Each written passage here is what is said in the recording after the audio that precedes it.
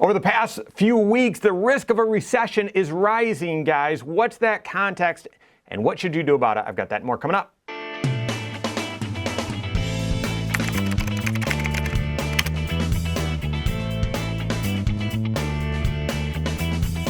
My name's Mike Bernardo, the host of the Wise Money Show. I'm also one of the certified financial planners right here at Korhorn Financial Group. Make sure you hit that subscribe button, turn on notifications, and smash that thumbs up button. For the past year, 6 months for sure, a lot of us have been on recession watch, and that's not fear-mongering. It's just trying to anticipate, well, where are we as an economy and where are we headed? The stock market and the economy, they are connected. They are not the same thing. The stock market is a leading economic indicator, and so it will tend to move 6 months or so before the economy. Therefore, it's even harder to predict. But being watchful for an upcoming recession can help you either have the right expectations for your investments, make the right take the right behavior and plan appropriately. And so knowing where we stand and what the sensitivity or risk is for a recession, that's important. Okay, first we had 2 consecutive quarters of negative GDP, and I'm just sheepishly smiling here because that's been a lot of people's just sort of quick and dirty definition of a recession. You can go online and say, what's a recession? And I believe they probably changed it, but Harvard Business School even said 2 consecutive quarters of negative GDP. And that's what I would have said as well. That's a quick and dirty analysis, and it certainly suggests that, nope, the economy is contracting, that's a recession. Technically, and this isn't politics redefining whatever, technically it's a group of economists, National Bureau of Economic Researchers, that officially declare we're in a recession or not. And they never did. And so we had the 2 consecutive quarters, but no recession apparently. Second kind of concern, obviously huge concern, that we might be in a recession or seeing a recession. We had a bear market. Bear markets don't come around just by themselves normally.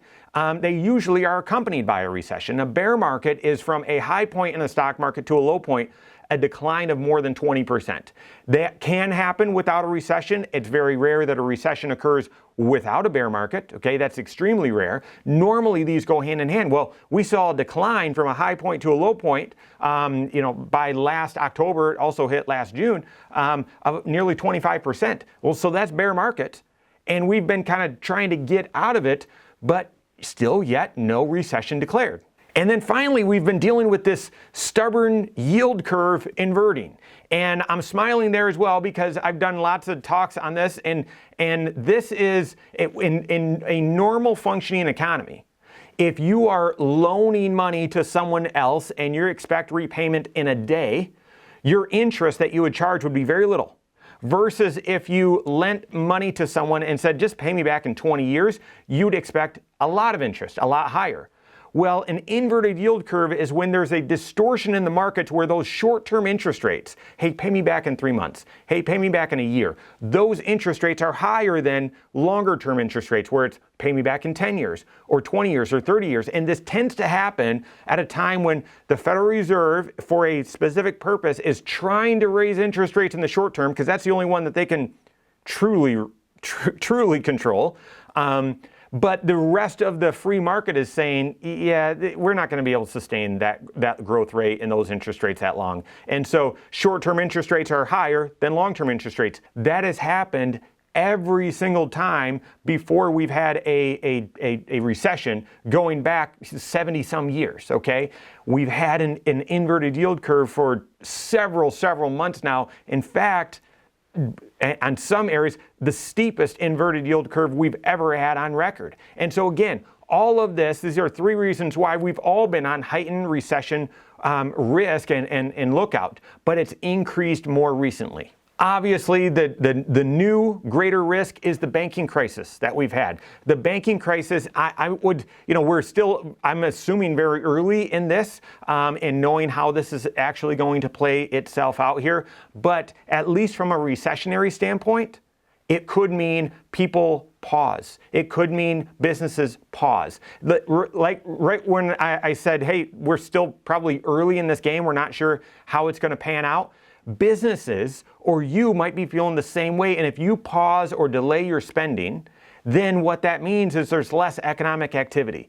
If this banking scrutiny leads to more stringent or strict lending standards, then that's going to mean there's less money being spent and so on, less economic activity. I think it's a ripple. It's a ripple, but we don't know yet how this banking crisis could lead to a slowdown in economic activity, to me suggesting greater risk of a recession ahead. And that leads to sort of the second of the, well, this is sort of a new sort of alarm, sounding an alarm for upcoming recession. And it sort of combines a lot of them together, which is why I like it. This apparently came out of Morgan Stanley a couple weeks ago, and Carl from CNBC sort of tweeted about it, and very interesting to see. So take a look at this. This shows the average 6-month return of sort of the world index, depending on how many of these 5 criteria are actually triggered or 5 are actually met. And you can see, and this sort of supports this, that on average, markets tend to do pretty well. You know, not every single day,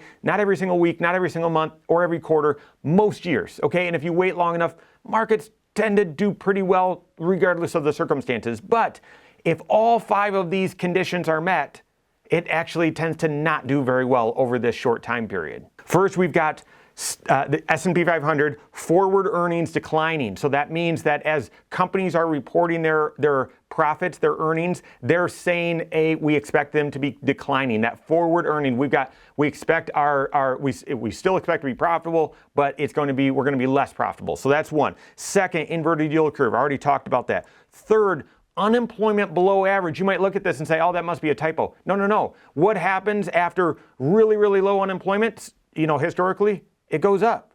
And it doesn't, low unemployment doesn't cause unemployment to go up. It's just, we know that periods of unusually low unemployment, it doesn't stick around forever. At some point, there's going to be a shift and unemployment will rise. So that's the third.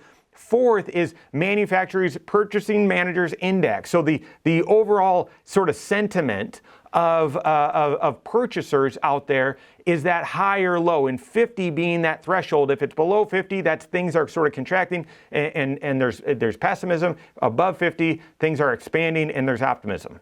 And then the fifth, I already sort of mentioned, that is 40% or a lot of banks beginning to tighten their lending standards, making it harder for people to borrow money and then spend money, whether it's for a new house, to start a business, to buy a car, something like that. It's harder to get money.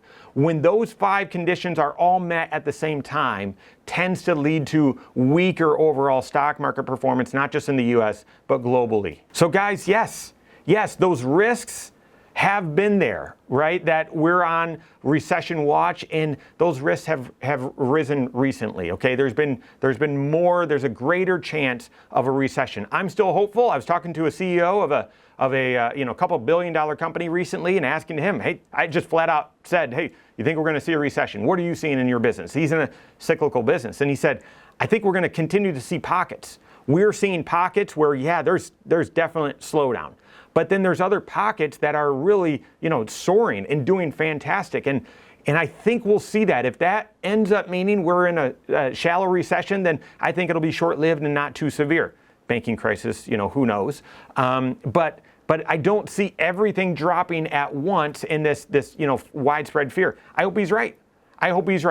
If we do see a recession, or this sort of whack-a-mole is what he called it, this is hot, this is cold, then this goes cold, this gets hot, sort of scenario, how should you prepare? Done a lot of videos about this, and number one, I'm going to tell you, work with a certified financial planner so that they can look at all 6 areas of your financial life, make sure you're doing the right things. Second, I would improve your present financial position. We call it your financial foundation, your financial house. That is making sure you've got the right levels of emergency fund, making sure that you're not growing the amount of debt that you have, that you're actually paying it off, that you've got it at low and fixed interest rates, that sort of stuff. And then the third quick thing that I would tell you to prepare for a potential recession is commit right now, decide right now to continue to invest through it. Those are the times when you look back throughout history, those are the times when your investments, your savings in the stock market work the hardest for you. During the times that you don't want to invest, during those times where the market's going down, those are the times when